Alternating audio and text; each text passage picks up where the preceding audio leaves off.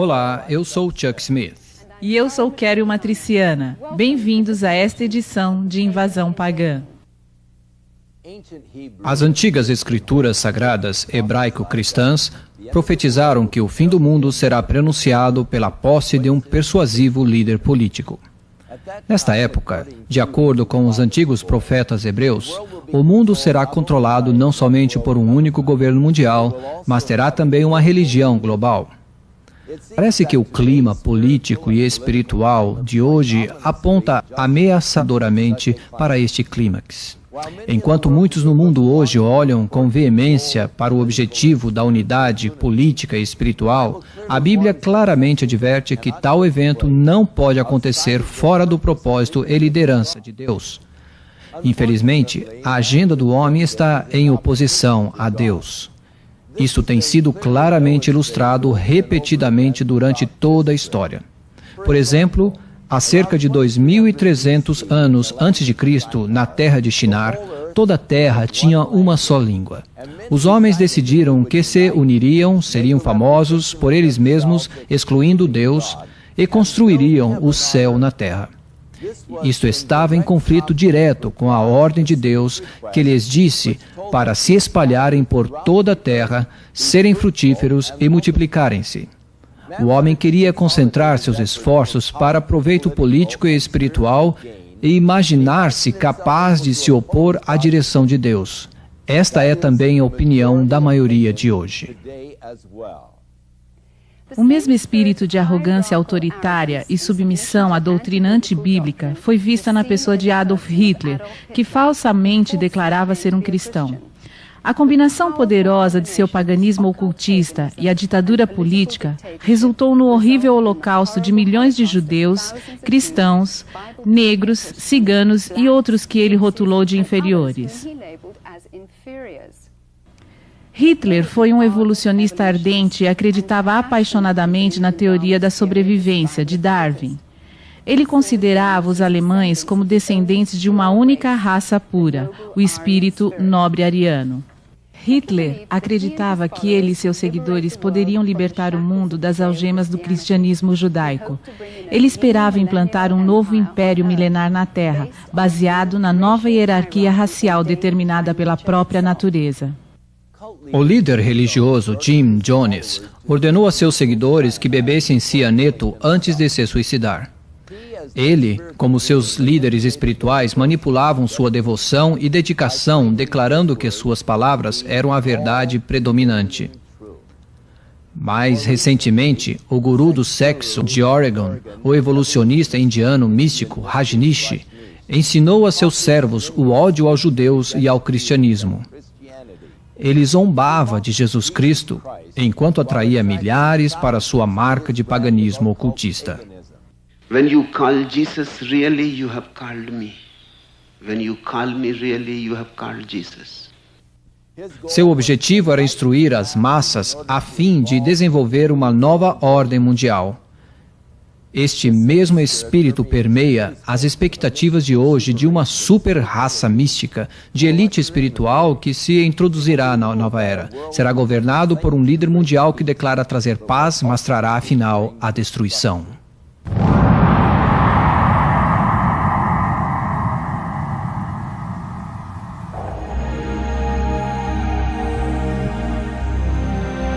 É possível que o homem possa tornar-se uma espécie perigosa? Considere isto como um fato horrível e inacreditável. O homem hoje tem a capacidade de eliminar a espécie humana da face da Terra. Nos arsenais do mundo, há armas nucleares suficientes para destruir toda a humanidade. As pessoas no mundo não podem sobreviver a uma guerra nuclear. Os sobreviventes seriam considerados pessoas de sorte. A questão vital é: quais são as chances de uma outra grande guerra mundial ocorrer? Eu sou Chuck Smith e estou preocupado com a sobrevivência do homem neste planeta. Por muitos anos tenho estudado as tendências sociológicas, os modelos de população e as condições ambientais. E como o homem tem vivido tão desatento como se não houvesse amanhã, é um tanto assustador imaginar que ele pode acordar numa dessas manhãs e descobrir que não há amanhã. Temos gastado cuidadosamente os recursos naturais que Deus nos deu. Temos semeado ao vento e agora chegou o tempo em que devemos ceifar o furacão. O ozônio é um pequeno, mas extremamente importante componente de gás na estratosfera. O ozônio estratosférico protege a superfície da Terra da radiação ultravioleta.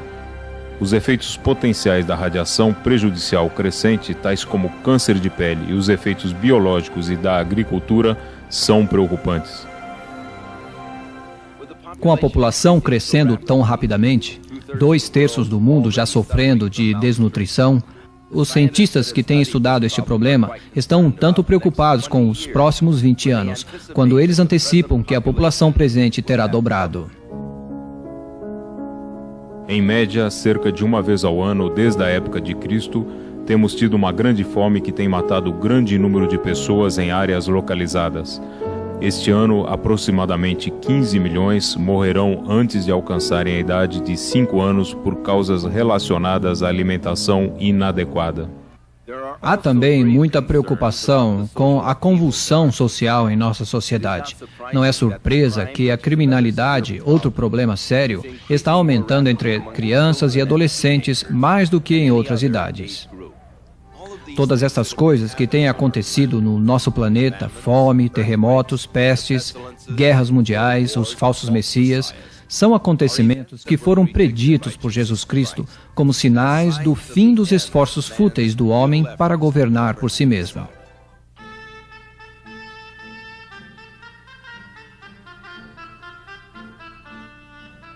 Do ponto de vista bíblico, uma das razões pelas quais acredito que o homem chegou ao fim do seu tempo está no renascimento da nação Israel. É um acontecimento que foi predito pela maioria dos profetas da Bíblia e pelo próprio Jesus Cristo. Quando ele deu os sinais dos últimos dias, ele disse a seus discípulos que quando a figueira começasse a florescer, eles saberiam que o verão estaria às portas. Jesus disse que essa geração não passaria até que todas essas coisas fossem cumpridas.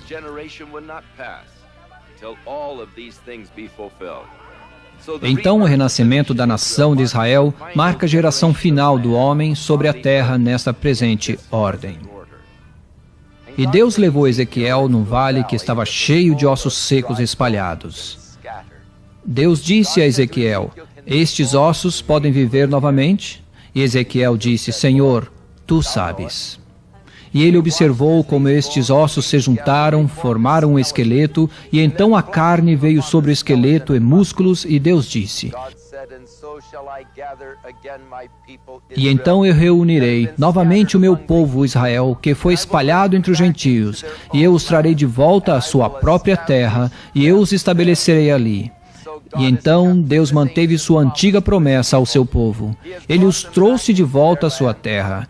Ele os estabeleceu ali. Atrás de nós está o muro na parte ocidental, que para os judeus é um dos lugares mais sagrados no mundo. Pois bem além deste muro estava o templo de Salomão. Mas também uma vez estava o Santo dos Santos, o lugar onde Deus habitava no meio do seu povo.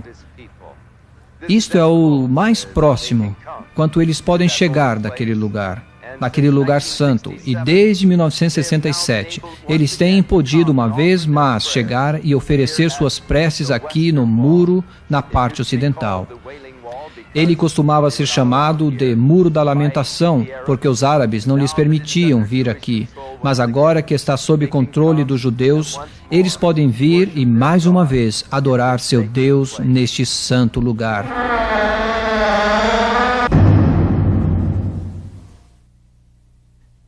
A Bíblia é o livro mais dependente de profecia, porque o primeiro profeta a escrever disse em Deuteronômio 18 que haveriam outros profetas como ele.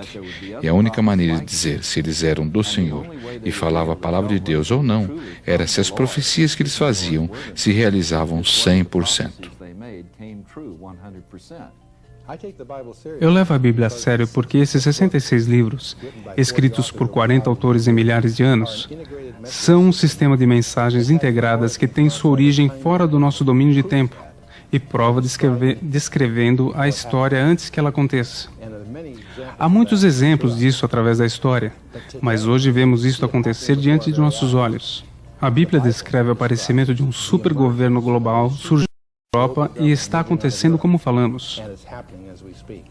A Bíblia descreve a Rússia armando um grupo de aliados, preparando-se para invadir Israel.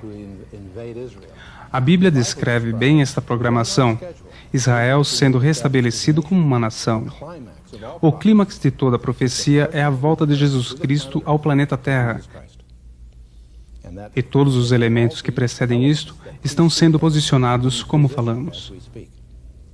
Esse é o cenário exato na Bíblia, quando se refere aos fatos que viriam juntos, em harmonia antes da volta de Cristo.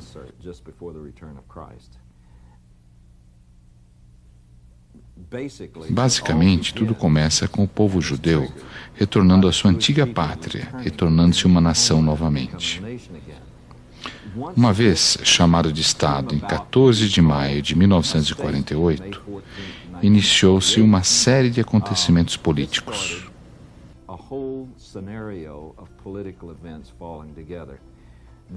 Os profetas disseram que, como resultado de Israel estar na sua pátria, um conflito entre 4 esferas de poder político se desencadearia.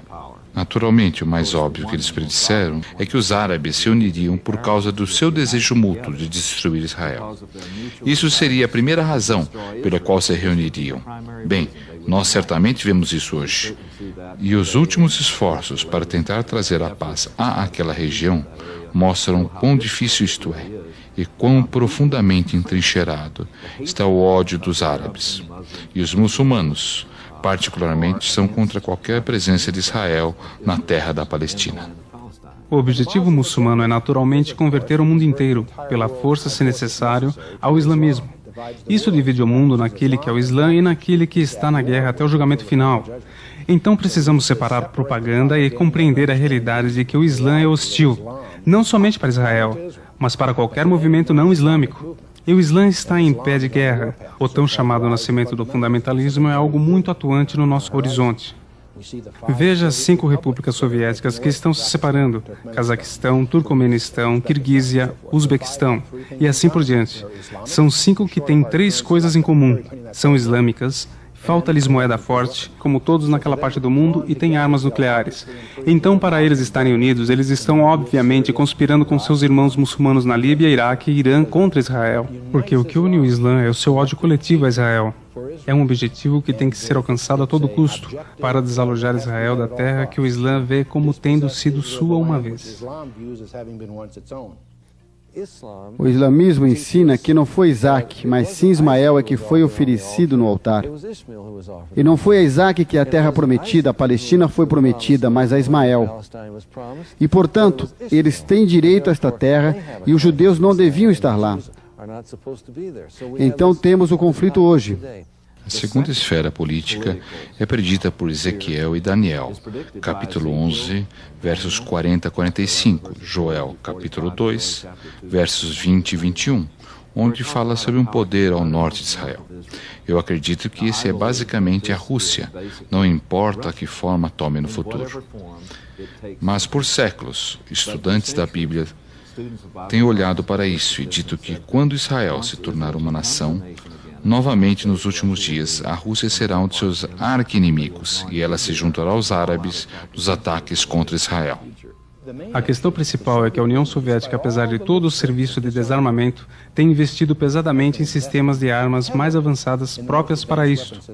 O submarino de classe Tufão é considerado pelos peritos como o mais avançado.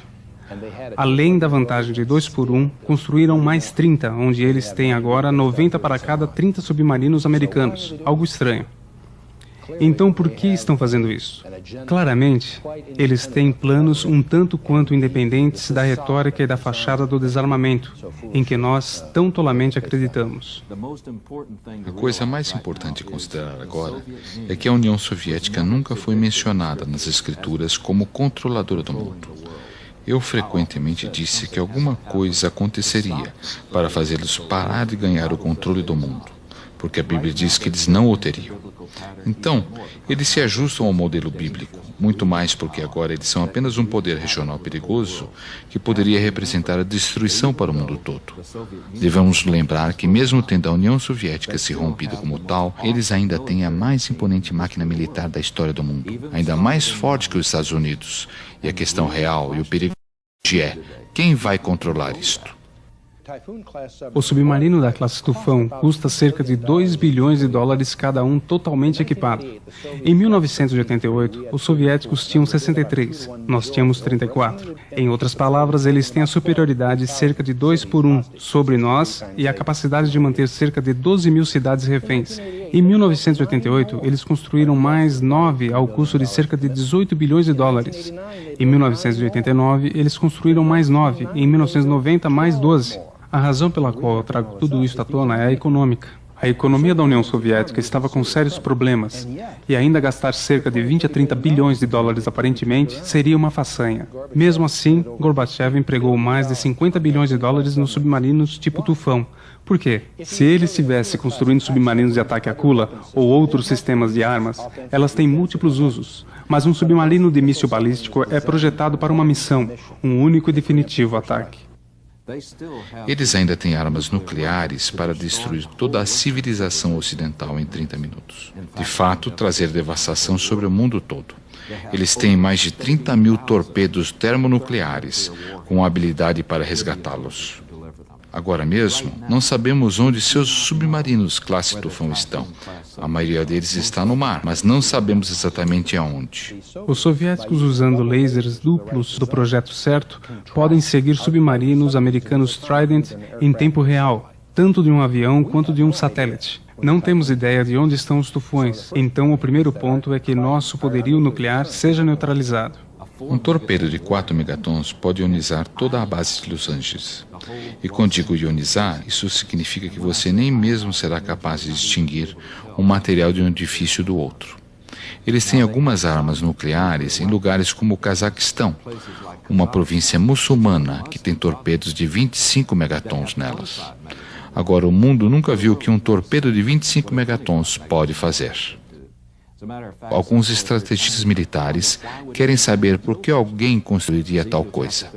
Ezequiel, nos capítulos 38 e 39, diz que seriam primeiramente os russos que liderariam aquela última grande guerra contra o Oriente Médio, quando este aparentasse estar em paz. Acredito que vemos isso sendo estabelecido agora. Então, o fato é que as províncias muçulmanas estão agora se movendo rapidamente em tratados com o Irã, com o Iraque, com a Síria, com a Turquia, e que há muitos muçulmanos no que era a velha União Soviética com os quais Moscou tem que estar em acordo, e eles têm que, em outras palavras, se dobrar à vontade do que os muçulmanos querem. A terceira esfera do poder político tem a ver com o Oriente. A China Vermelha, o último gigante comunista remanescente na Terra, continua a guerrear contra o Ocidente. No seu desejo de destruir a civilização ocidental, eles se colocaram ao lado dos poderes muçulmanos, mesmo que eles não concordem com o islamismo. Eles estão fornecendo tecnologia nuclear de míssil a alguma dos mais radicais das nações islâmicas, tais como Irã, Síria e Líbia. E tudo isso não é porque eles concordem com eles, mas porque eles veem nelas uma ferramenta útil para destruir a civilização ocidental. Tudo isso se ajusta ao cenário pré-mencionado. A quarta esfera de poder é a mais importante, e que tem a ver com o renascimento da velha cultura e povo romanos. Finalmente, eu acredito que da Comunidade Econômica Europeia emergirão 10 nações, que se unirão e se tornarão a superpotência. A Europa tem uma população 3 vezes menor que a dos Estados Unidos. Com a Associação Europeia de Mercado Livre e a Comunidade Europeia, você tem tudo em vias de formação de um governo global. A nação que puder controlar o coração da Europa pode controlar o planeta Terra por causa dos recursos, das economias e da sua posição. E é interessante que uma confederação de nações hoje controle este coração. Eu acredito que é apenas uma questão de tempo até que os Estados Unidos estejam economicamente arruinados pela Comunidade Econômica Europeia. E uma vez que a Rússia não é mais uma superpotência mundial, isso fará da Europa uma superpotência. Isso está exatamente como o cenário profético. Agora será o anticristo que virá e tomará posse dessas 10 nações que sairão da Comunidade Econômica Europeia. E ele usará isto como sua base de poder, a fim de produzir um único governo mundial. Esse líder mundial será o homem mais popular que já andou neste planeta. Ele será recebido pelo mundo como o homem do momento. Ele trará uma paz aparente. Ele se levantará como um homem de finanças, um promotor da paz, mas surgirá como o ditador mais poderoso que o mundo já viu. Será chefe principal entre personagens. Será um orador público dinâmico e hipnotizador. Aparentemente, essa é a maneira como ele literalmente influenciará o mundo. Isso quer dizer ganhar os corações do mundo. Não apenas tomando o poder sobre eles, mas ganhar seus corações. Ele os convencerá de que ele é aquele que trará paz, prosperidade e segurança mundial. A Bíblia também fala dele como tendo poderes sobrenaturais, fazendo sinais e maravilhas. Ele será um impostor. Há uma tendência, por causa de nossa orientação espiritual, a pintá-lo como um demônio, e isto é certamente válido. Mas isto não será aparente ao mundo secular. Ele vai ser o promotor da paz. Ele vai resolver problemas que ninguém foi capaz de resolver até o momento, e como tal, ele será bem recebido pela população em geral. Ele será o sonho do homem de mídia. É isso que fala em Apocalipse 13, que o mundo todo, inclusive toda tribo, toda língua, toda nação o adorará. Não apenas o seguirá, mas o adorará. Fala dele como sendo um que fará milagres. Uma pessoa que parecerá ser um homem muito bom. De fato, muitas características do Messias serão encontradas nele. Mas eu acredito, como Apocalipse 13 descreve, que ele será pessoalmente dominado por Satanás. O papel desse líder mundial pode simplesmente ser entendido se alguém reconhecer que ele é a declaração de Satanás. Ele é energizado pelo próprio Satanás. Ele é o peão de um esquema final e é a tentativa de Satanás falsificar o Messias real numa tentativa para frustrar o propósito de Deus. Apocalipse 13 novamente diz que o mundo inteiro adorará o anticristo como Deus. Agora, há 50 anos atrás, você teria rido disto. Você quer dizer que os educados ocidentais vão adorar um homem como Deus?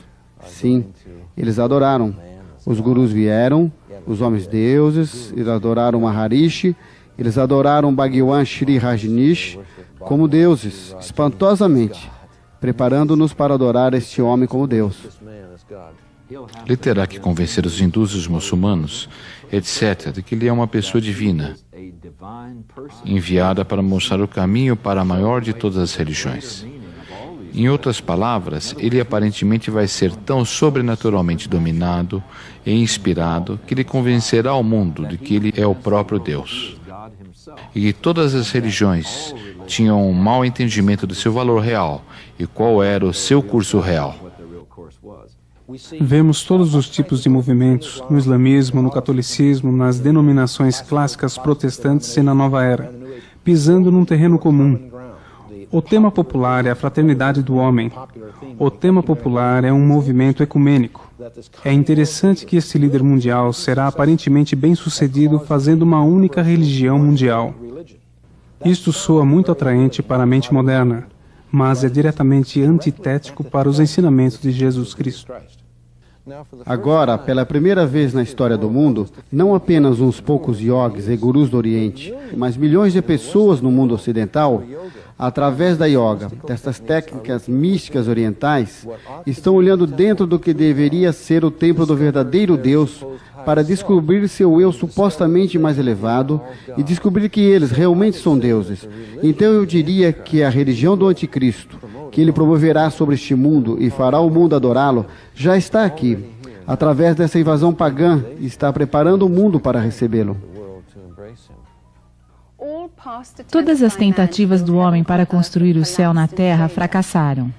Rajneeshpuram, no Oregon, não foi exceção. Nos últimos estágios do império político e espiritual deste homem autoproclamado Deus, ele tinha construído uma força paramilitar. Isso não reflete apenas a sua paranoia, mas também o cerne de sua elite interna. O abuso de Rajneesh na promiscuidade sexual resultou em uma arrasadora epidemia de doenças venéreas e desinteria, levando à morte um grande número de seus seguidores. O que vimos na comunidade de Rajneesh foi literalmente um microcosmo da descrição bíblica da tribulação vindoura do mundo. Uma autoridade louca, espiritualmente possessa, demonstrando paranoia, imortalidade, pragas, assassinatos, medo, crime e narcisismo extremo. Tudo profetizado como manifestações dos últimos dias sobre um único ditador mundial cruel.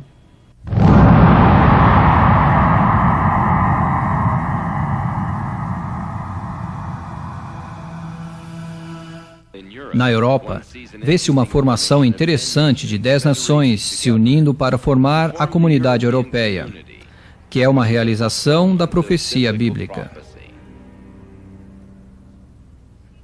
É inacreditável imaginar que o edifício em frente onde estou sentado tem o potencial de concretizar uma profecia que foi feita há mais de 2.500 anos.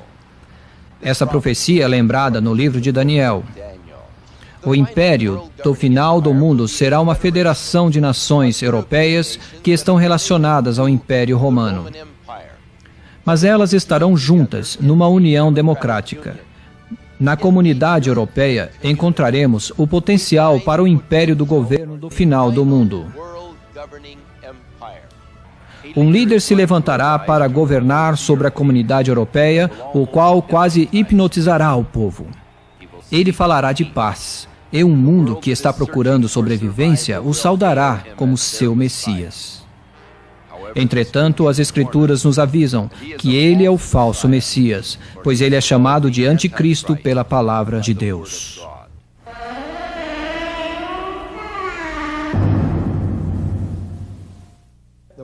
A parte mais contestada da herança real é um local de 40 acres, aproximadamente 300 por 500 metros. No lado leste de Jerusalém, chamado Monte do Templo.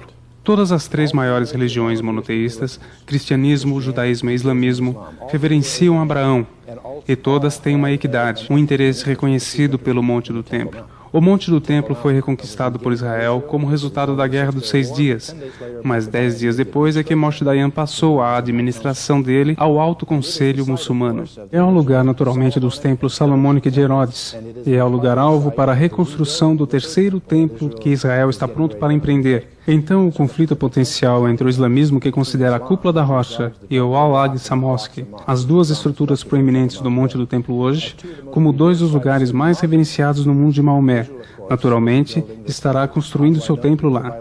Como eu sei? Porque a Bíblia diz. Jesus diz isto em Mateus 24:15, Paulo diz isto em 2 Tessalonicenses 2:4, e João diz isto em Apocalipse 11:1 e 2. Sabemos que o templo vai ser reconstruído. Tem seu destino para ser profanado por esse líder mundial vindouro. Por último, a profecia da Bíblia diz que deverá haver um 3º templo. Isso é alguma coisa que os judeus construirão no seu antigo local, porque eles sentem que é necessário ter uma restauração completa de adoração judaica. Eles precisam de um templo e precisam fazer sacrifício de animal. Eles já construíram os implementos para isso. Eu quero dizer, esta é uma tarefa inacreditável em si mesma. Com uma janela de oportunidade para reconstruir, eu pessoalmente espero que o templo seja erguido bem rapidamente. Mesmo nos dias de Salomão, o templo foi fabricado fora e trazido para lá em peças porque eles queriam que nenhum som de ferramenta se ouvisse no monte do templo. E com a praticidade da arquitetura moderna de coberturas e assim por diante, eu suspeito que a tecnologia moderna surpreenderá e o templo poderia ser erguido de maneira surpreendentemente rápida, dada a abertura política para que isto aconteça. According to the scriptures, there will ultimately one day finally come a true peace between the Arabs and the Jews. That won't come, however, until Jesus Christ himself returns at the height of Armageddon to rescue Israel from all her enemies round about. Then will we have a highway from Egypt to Assyria. Then will there finally be peace. But before that happens, the scriptures tell us a false Messiah is coming, the one that the Bible calls the Antichrist. And he will try to impersonate this peace. He will form a false peace between the Israelis, the Jews, and the Arabs, and make it seem that the world is coming together as one. Much of that drama will take place right here on the Temple Mount. Somehow the Antichrist is going to get the Jew and the Arab Isaac and Ishmael, Esau and Jacob to live side by side together in peace. Maybe what will happen, some people believe, is that right here at the Dome of the Rock, right beside it, a Jewish temple will be rebuilt. What a perfect symbol of the unity that the Antichrist has brought between these two combatants. And what a symbol to the whole world of how through compromise and unity we can build a new world order. The apocalyptic literature of the Bible tells us that there is a man of sin that is coming who is going to seat himself in the temple of God. In order to in the temple of God, there has to be a temple. As you can see, on the Temple Mount, there is no temple. There is only the Dome of the Rock, or the Mosque of Omar. Neither of these fulfill the biblical injunction of a temple. A única coisa que eles estão esperando é um tipo de um clima político para reconstruir o templo. E eu acredito que virá logo. Pode ser que o próprio anticristo será aquele que negociará a paz, que os permitirá construir seu templo ao longo da abóbada da rocha.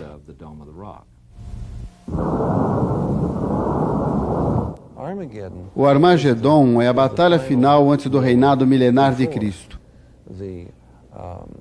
É quando o anticristo determinará o efeito que Hitler chamou de solução final para o problema judaico. O cenário profético descreve este tempo de dificuldades, coisas tais que o mundo nunca viu até aquele dia, ou nunca veria novamente. Jeremias chama de templo da tribulação de Jacó, a grande tribulação, o dia do Senhor. Todos esses termos falam de um período de 3 anos e meio, ainda futuro, em que todas as nações, incluindo a América, se voltarão contra Israel. Em Zacarias capítulo 12, Joel, você tem isso novamente. Deus diz: vou reunir todos os exércitos do mundo contra Israel. Vou trazê-los ao vale de Jeosafá, onde pelejarei com eles e os julgarei. E Deus vai julgar. Ele vai punir as nações deste mundo, e será também o tempo de dificuldade de Jacó, onde Israel será tratado e punido por Deus pela sua rejeição do Messias. E será no momento da tribulação. Eu acredito que será um holocausto nuclear. Uma guerra nuclear terá começado, porque em Mateus 24, eu acho que pelo verso 22, Jesus diz: exceto aqueles dias serem abreviados, nenhuma carne sobreviveria. Vocês não exterminarão toda a carne com arcos e flechas e espadas, nem mesmo com armas convencionais, mas vocês poderão com armas nucleares e com algumas outras armas de guerras modernas, armas terríveis que podem tornar o mundo em um bocado de poeira estéril flutuando no espaço. Então Jesus diz que ele terá de intervir neste ponto para parar a destruição, resgatar Israel e estabelecer seu reino. I'm standing right here on the Tell of Megiddo, Armageddon. This is the place where the Bible tells us that the world is going to come to an end. The Jezreel Valley right behind, all the nations of the world are going to gather together as one. They're going to make great war with one another, and there God will begin to pour out his judgment upon this world. It's all going to happen right here. It is not just a place where men gather together to make war with each other. The scriptures tell us that as this battle moves towards Jerusalem, and as the Lord himself appears in the skies to defend Jerusalem, the nations of the world, who have gathered here with all of the weaponry we saw in the Persian Gulf War, will then turn those weapons on the returning king himself. There will be no atheist in that day. There will be no agnostic. The Lord will be there for all to see in the skies. Yet man will not bow in repentance. The rebellious heart will turn against God himself and try to destroy him. Of course, man will not succeed. Quando pesquisamos o que está acontecendo no horizonte em cada segmento de nosso mundo, se a Rússia está armando seus amigos ismaelitas para atacar Israel, se está surgindo um supergoverno mundial na Europa, como a Bíblia fala a respeito, ou se os judeus estão se reunindo em Israel na reconstrução do templo, cada um desses detalhes não é como qualquer coisa. É a orquestração de todos os maiores temas de que a Bíblia fala a respeito. Leva a um clímax mundial em nossa vida. A questão é, o que você faz sobre isso? É interessante observar, é excitante imaginar que temos uma mensagem fora do tempo estabelecendo tudo antes do que vai acontecer. Mas por quê? Qual é a resposta? Está montado o palco para a volta de Jesus Cristo. E o que isso realmente significa é que é hora de levar a sério a Bíblia. para examinar, não tomar a palavra de ninguém, descobrir o que a Bíblia diz sobre a Rússia, descobrir o que a Bíblia diz sobre a Europa, descobrir o que a Bíblia diz sobre Israel, Jerusalém, o templo, e, acima de tudo, descobrir o que a Bíblia diz sobre Jesus Cristo. Que declarações ele fez? Quem ele é realmente? Isto significa que seu destino eterno depende da sua posição em Cristo. Não há dúvidas de que todo o cenário profético está diante dos seus olhos. Mas eu sinto que isso ajudaria as pessoas a ver que, número 1, a Bíblia é verdadeira, porque nós podemos ver que o que ela predisse é real. De fato, acontece na história. Mas eu acho que isso também nos ajudaria, primeiramente, a parar e pensar: nós realmente conhecemos Jesus Cristo como nosso Senhor e Salvador? O mais importante é a nossa posição em Cristo, porque estamos nos dirigindo a um clímax na história humana em que ele é o ator principal. Não esse líder mundial vindouro que vai enganar o mundo, mas o próprio Cristo. Como você descobre isto? Na Bíblia, levando isto a sério, fazendo nossa lição de casa. Ele tomou nosso lugar e suportou o julgamento por cada pecado que ainda cometemos. E por causa disso, ele comprou um perdão com nosso nome nele. Mas precisamos declarar esse perdão pela fé. Precisamos receber isso pela fé, a fim de que isso seja válido. É alguma coisa que precisa acontecer. E eu creio que isto é o mais importante para as pessoas hoje, especialmente à luz do que estamos vendo acontecer. O tempo é breve em que nós, os cristãos, podemos subitamente desaparecer, no que a Bíblia chama o arrebatamento. Isso deixará o mundo nas mãos do anticristo para governar e enganar. Mas eu creio que agora mesmo é um tempo importante para dizer: obrigado, Jesus Cristo, por morrer por meus pecados. Eu aceito a dádiva do perdão que o Senhor comprou por mim. Isso muda tudo na vida eterna de uma pessoa. Ele recebe o nascimento espiritual, que lhe dá a habilidade de desejar e querer seguir as coisas que Deus quer que ele faça nesse momento em diante.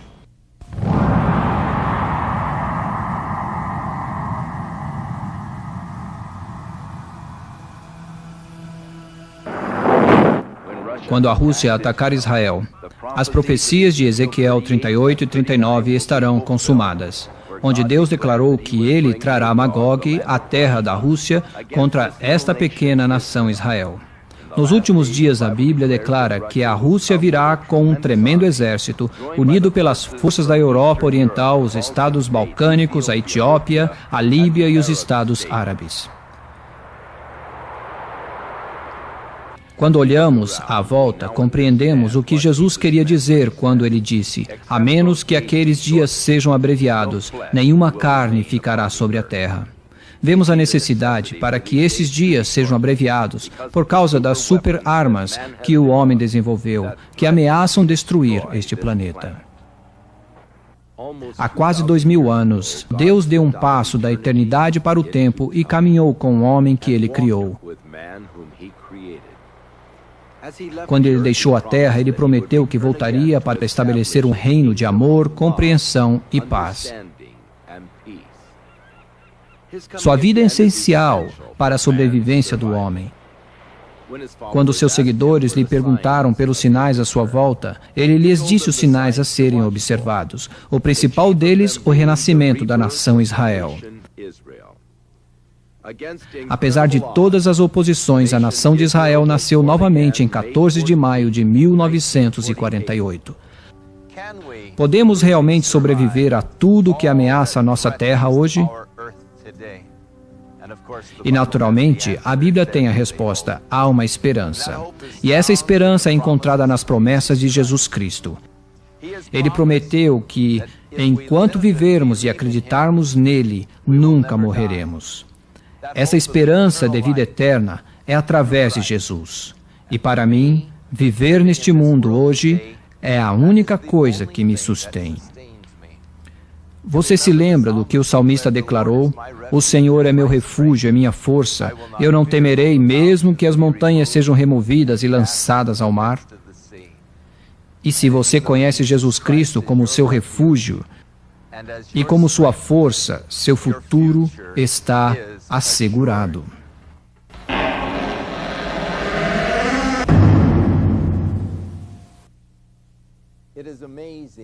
É assombroso como o mundo está tão pronto para receber este anticristo ou homem do pecado. Os judeus hoje estão procurando pelo seu Messias para ajudá-los a reconstruir o templo. A Escritura parece indicar que quando o anticristo vier, ele fará um acordo com a nação de Israel, sem dúvida, incluindo a reconstrução do templo. Hoje, os homens estão pensando neles mesmos como Deus. O anticristo entrará no templo de Deus e declarará que ele é Deus e pedirá para ser adorado como Deus. E então, em todo o mundo, quando as pessoas estiverem olhando para o homem-Deus ou um homem com poderes sobrenaturais para manifestar os poderes de Deus entre eles, eles estarão prontos para receber este homem, que fala em paz, que parece ter maneiras divinas de solução e que é capaz de trazer o mundo junto a uma única religião. Certamente nós, como cristãos, precisamos reafirmar nossa fé na Palavra de Deus e em Jesus Cristo. E precisamos não ficar procurando o anticristo, mas as aparições gloriosas de nosso grande Deus e Salvador Jesus Cristo. Se você não tem o amor da verdade em seu coração, a Escritura indica que você estará pronto para receber uma grande mentira que o anticristo trará sobre o mundo. Dentro de nós, há um vácuo em forma de Deus. Através dos tempos, o homem vem tentando preencher este vazio com as coisas do mundo. Mas é somente através de um relacionamento com nosso Criador que poderemos ser verdadeiramente preenchidos. Suas Escrituras Sagradas revelam a maneira como poderemos nos reconciliar com Deus. E isto é através das provisões de seu Filho, Jesus Cristo. Eu sou Chuck Smith. E eu sou Kerry Matriciana. Esteja novamente conosco numa outra edição da Invasão Pagã.